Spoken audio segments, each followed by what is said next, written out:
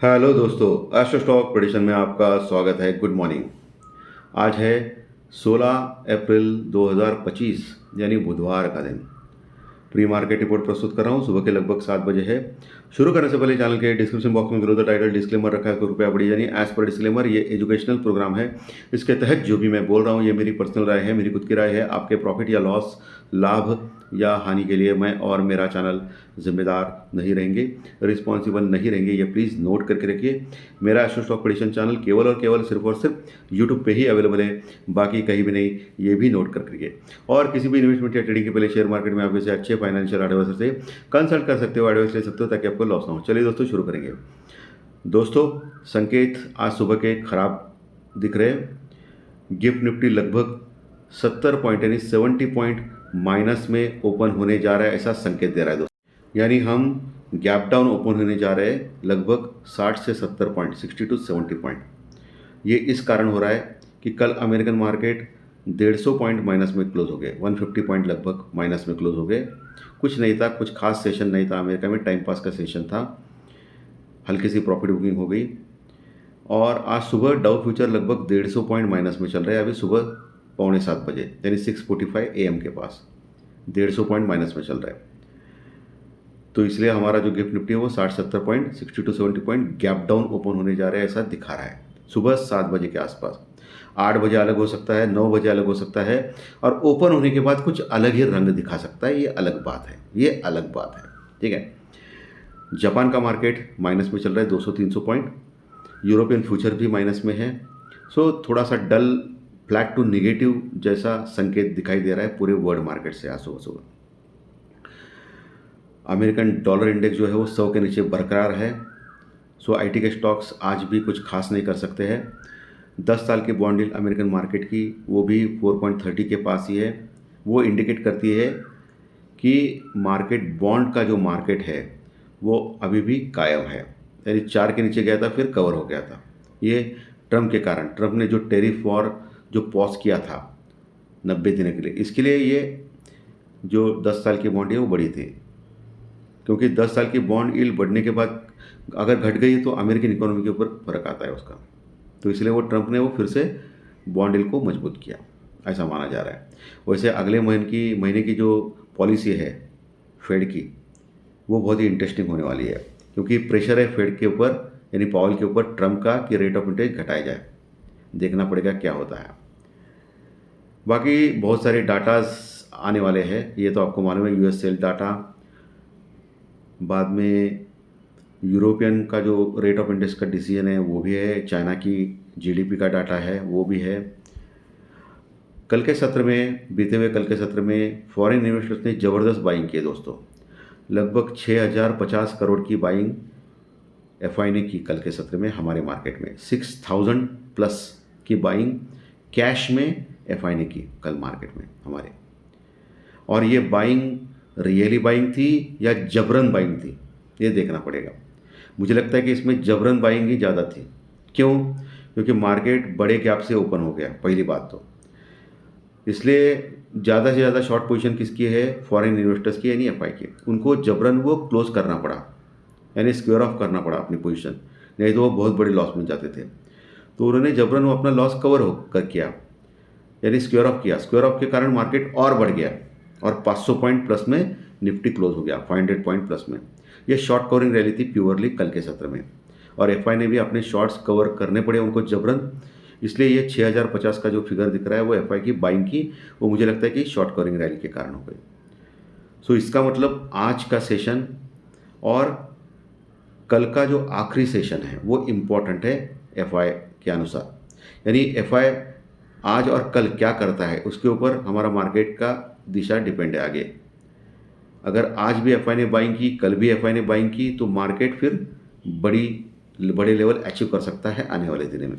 लेकिन आज सेलिंग की तो फिर मार्केट में वही प्रॉब्लम हो जाएगी। देखना पड़ेगा, आज का सेशन बहुत ही इंपॉर्टेंट है। वैसे आज और कल दो दिन बचे हैं इस हफ्ते के, क्योंकि ये हफ्ता सिर्फ 3 दिन का है, आपको तो पता है। शुक्रवार के दिन छुट्टी है मार्केट में, तो डायरेक्टली हम लोग ओपन हो जाएंगे अगले हफ्ते सोमवार को, कल के बाद। कल चालू है मार्केट में। सो एफआई ने 6050 के आसपास की करोड़ की कैश में सेलिंग बाइंग की। लेकिन डीआई ने उल्टा किया, लगभग 1950 करोड़ के आसपास का कैश में सेलिंग किया, और उनका भी बराबर है। अभी तक वो बाइंग कंटिन्यूस कर रहे थे डीआई, अभी उन्होंने सेलिंग, जैसे ही एफआई ने बाइंग की वैसे उन्होंने सेलिंग की। एफआई की अभी लॉन्ग पोजीशन जो है इंडेक्स में, यानी निफ्टी बैंक निफ्टी में, इंडेक्स ऑप्शन और इंडेक्स फ्यूचर में, वो अभी भी कम है, बहुत कम है। ओके, अभी भी बहुत कम है, 25 से 30% के आसपास ही लॉन्ग पोजीशन है। इसका मतलब 70 से 75% अभी भी वो शॉर्ट पोजीशन में है इंडेक्स में दोस्तों। यानी अभी इतना उत्साहित होने की कोई आवश्यकता नहीं है। लेकिन टेक्निकल चार्ट सजेस्ट कर रहे हैं निफ्टी और बैंक निफ्टी बहुत ही स्ट्रॉन्ग मार्केट है, ऐसा सजेस्ट कर रहे हैं, क्योंकि कल एक ही दिन में इंडिया विक्स 20% गिरा था, लगभग 20%, और 16 के पास पहुंचा। अब ये इंडिया विक्स अगर 15 के नीचे गया आज के सत्र में, 15 के नीचे, तो फिर ये मार्केट में तेज़ी बरकरार रह सकती है। इसके ऊपर भी आपको ध्यान रखना है, ये बहुत ही इंपॉर्टेंट ये है। बाकी पुट कॉल रेशो निफ्टी का एक के पास, बैंक निफ्टी का एक के पास, कोई समस्या नहीं है उसमें। पुट कॉल रेशो में तो कोई समस्या नहीं लग रही है, मार्केट स्टेबल है। तो आज फिर से कॉल राइटर्स और पुट राइटर्स का दिन रहेगा, या कॉल और पुट ऑप्शंस के बायर उनको पैसा मिलेगा, ये सबसे बड़ा सवाल है। क्योंकि जब भी मार्केट स्ट्रांग रहता है ना दोस्तों, तब जनरली कॉल राइटिंग और पुट राइटिंग करके ये पुट राइटर्स और कॉल राइटर्स वो पैसा कमाते हैं, ना कि कॉल और पुट ऑप्शन बायर्स। तो ऐसे में क्या कर सकते हैं ऑप्शन बायर्स? तो ऑप्शन बायर्स को एक काम करना है, एक तो अपनी जो हेजिंग की पोजीशन है या कोई भी पोजीशन हो, वो सुबह 9:30 बजे लेने का चांस है। उसके बाद जो भी अपनी पोजीशन है वो स्क्वेयर ऑफ 10:30 बजे के आसपास करना है। ये सबसे अच्छा एक ट्रेडिंग का पॉइंट ऑफ व्यू मेरे अनुसार लग रहा है मुझे। अगर आपको ऑप्शंस प्रीमियम घटने का लॉस नहीं लेना है तो। और दूसरी एक ट्रेडिंग स्ट्रेटेजी जो है वो दोपहर 2 बजे के बाद की है। आफ्टर 2 PM जनरली क्या होता है कि ऑप्शंस के प्रीमियम इतने ज़्यादा घटते नहीं है, ये सब घटते हैं वो 11 से लेके 1 बजे के आसपास ज़्यादा घटते हैं ऑप्शन प्रीमियम, उससे ज़्यादा लॉस होता है कॉल और पुट ऑप्शन बायर को, क्योंकि राइटर उस समय एक्टिव होते हैं। 2 बजे के बाद क्या होता है, फिर से ऑप्शंस के प्रीमियम स्टेबल होने लगते हैं। सो दोपहर 2 बजे के बाद अगर आपने हेजिंग या कोई ऑप्शन की ट्रेडिंग स्ट्रेटेजी ले ली, आपके फाइनेंशियल एडवाइजर से कंसल्ट करके, ताकि आपको लॉस ना हो, तो वो 3:30 बजे तक आप कवर्स कर सकते हो। लेकिन उसमें कोई अभी मार्केट का स्ट्रक्चर जब स्ट्रांग होता है तब रॉयटर्स का दिन होता है, ये आपको ध्यान में रखना है। कॉल राइटिंग पुट राइटिंग करके लॉस किया जाता है। अभी भी ऑप्शंस के प्रीमियम ज़्यादा है, 16% तक इंडिया विक्स है। वो अगर 12-13 के पास गया तो फिर कॉल और पुट ऑप्शन बायर्स के दिन आ सकते हैं। अभी भी खतरा है कॉल और पुट ऑप्शन बायर को प्रीमियम घटने का, ये आपको ध्यान में रखना है आज के सत्र में। सो कौन से सेक्टर्स आज कमाल कर सकते हैं? कल मैंने आपको बोला था, आप देख सकते हो आज भी आईटी सेक्टर थोड़ा बहुत कमाल कर सकता है, लेकिन फिर से नीचे, ऊपर से नीचे आ सकता है मार्केट। आज तो अभी डायरेक्टली हम लोग गैप डाउन से ओपन हो रहे हैं, 70-80 पॉइंट गैप डाउन से। बाकी के जो सेक्टर्स है, मेटल सेक्टर्स ठीक ठाक है अभी भी, क्योंकि जब तक ये डॉलर इंडेक्स 100 के नीचे है तब तक मेटल सेक्टर्स परफॉर्म करेगा, ऐसा मैंने क्लियरली बोला था आपको, आप देख सकते हो। पीएसयू बैंक के ऊपर भी आपको ध्यान रखने हैं, ये भी एक हलचल दे सकते हैं आज, वेरे मूवमेंट दे सकते हैं मार्केट में, क्योंकि प्राइवेट बैंक जो है वो ज़्यादा बढ़ चुके हैं। For example Kotak Mahindra bank, ICICI bank और एचडीएफसी बैंक। लेकिन पीएसयू बैंक जो है, for example Punjab national bank, bank of Baroda या एसबीआई, इतने ज़्यादा नहीं बढ़े हैं, बहुत ज़्यादा नहीं बढ़े हैं, बढ़े हैं वो भी लेकिन ज़्यादा नहीं बढ़े हैं। सो इनके ऊपर भी ध्यान रख सकते हो। कंजम्पशन स्टॉक जो है या एफएमसीजी स्टॉक जो है, उनमें भी आप ध्यान रख सकते हो। हिंदुस्तान यूनिलीवर जैसे स्टॉक्स या आईटीसी जैसे स्टॉक्स या ब्रिटानिया, इनके ऊपर भी आप ध्यान रख सकते हो। इसमें भी एक मूवमेंट एक्सपेक्टेशन रहता है हमेशा ऐसे मार्केट में, क्योंकि मानसून जो है उसका फोरकास्ट अच्छा आ गया है, जो 105% तक मानसून इस साल रहेगा, ऐसा बोला जा रहा है। सो एक अच्छी बात है कंजम्पशन स्टॉक के लिए, तो इसके ऊपर भी आपको ध्यान रख सकते हो। लेकिन बहुत ही केयरफुली काम करें आप। जो भी मैंने सेक्टर्स या स्टॉक की बात की है, ये मेरी पर्सनल ओपिनियन है, मैं गलत भी हो सकता हूँ। सो जो भी इन्वेस्टमेंट या ट्रेडिंग करनी है इन सेक्टर्स या स्टॉक्स में, तो आपके फाइनेंशियल एडवाइजर से कंसल्ट करके करें, ताकि आपको लॉस ना हो। सो अभी कौन से लेवल्स इंपॉर्टेंट है दोस्तों, निफ्टी या बैंक निफ्टी में? निफ्टी में जो निफ्टी क्लोज हो गया था 23,330 के पास कल के सत्र में, 23,330 के पास। नीचे निफ्टी में 23,200-250 के पास एक अच्छा सपोर्ट है। अभी जो गैप डाउन है वही दिखा रहा है 23,250 के आसपास खुलने का। अभी सुबह 7 बजे की बात कर रहा हूँ मैं, बाद में फिर अलग हो सकता है, ये अलग बात है। सो 23,200-250 एक स्ट्रॉन्ग सपोर्ट है निफ्टी में आज के सत्र के लिए। उसके नीचे 23,100 का एक सपोर्ट है और उसके बाद 23,050 का बहुत बड़ा सपोर्ट है, जहाँ ज़बरदस्त पुट राइटिंग हो गई है। पुट राइटिंग यानी तेज़ी करने वाले लोग। तो जब तक ये 23,000 का लेवल टूटता नहीं तब तक निफ्टी में कोई प्रॉब्लम नहीं है, बाय ऑन डिप का मार्केट रहेगा। 23,000 23,050 बहुत अच्छा सपोर्ट है। ऊपर कौन से लेवल है? अभी जो क्लोजिंग हो गई ना निफ्टी की 23,330 के पास, इमीडिएटली एक रजिस्टेंस वर्कआउट रहेगा ऊपर 23,350 के आसपास का। कल के सत्र में भी वही मैंने बोला था।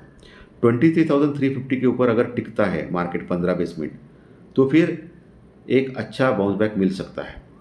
जो मार्केट में पहला जो टारगेट है 23,400-420 का, 23,400 के पास थोड़े लेवल पे एक शॉर्ट्स है, वो इतने ज़्यादा नहीं है। उसके बाद 23,500-550, 23,500-550 एक बड़ा लेवल है, जहाँ अच्छी कॉल राइटर्स है। यानी कॉल राइटर यानी मंदी करने वाले लोग इतना आसानी से ऊपर जाने नहीं देंगे। लेकिन अगर वैसे भी 23,550 के ऊपर गया तो फिर अगला जो रजिस्टेंस वर्कआउट रह सकता है निफ्टी में वो 23,650 का रख सकता है। 23,650 के आसपास का बड़ा रजिस्टेंस वर्कआउट है। ये सब कुछ जो ओपन इंटरेस्ट जो है ऑप्शंस प्रीमियम चेन या बाकी का, वो डाटा देखने के बाद मैंने बोला है। और उसके बाद सबसे बड़ा रजिस्टेंस वर्कआउट लेवल रहेगा वो 23,800-850 का, 23,750 से लेकर 850 का। वो इतना आसान नहीं रहेगा निफ्टी में उसके ऊपर जाने के लिए, बड़ा फोर्स चाहिए उसके लिए।